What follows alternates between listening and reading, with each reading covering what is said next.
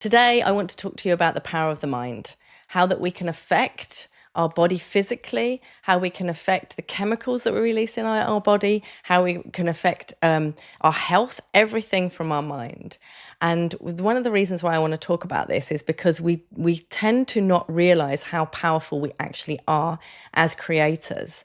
And I'm going to use a couple of examples that are really beautiful on how powerful the mind actually is and the impact of our thoughts and how they can affect us physically and also our learning skills, how we show up, everything that we do in life. One of the examples I want to show you or speak to you about today is when they did a study on two different people learning the piano and learning a song on the piano. And one of the people practiced every day for 2 weeks, 30 minutes a day, actually like playing the piano.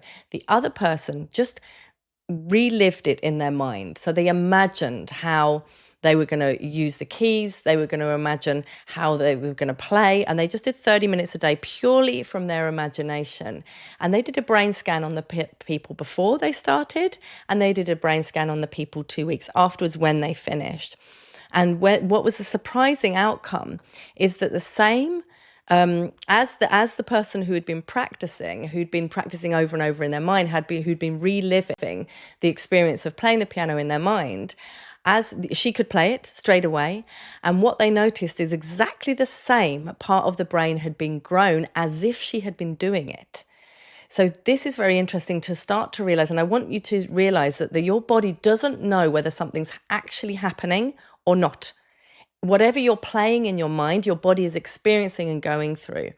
And this can also affect not just the skills and the outcome, it can also affect physical reality, your physical body. And they did another study that was to do with like how your thoughts, how they can affect you physically. And they used a weightlifter for this. And they got him for 2 weeks again to train his muscles as if he was doing bicep curls. And because he knew what that felt like, he knew the experience of doing bicep curls in the gym.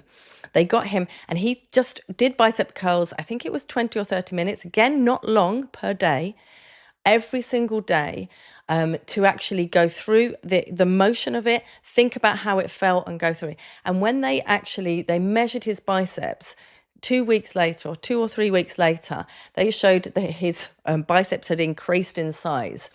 So his physical body had responded from something that was just happening in his mind. And the reason why I'm really interested in this topic is how you can actually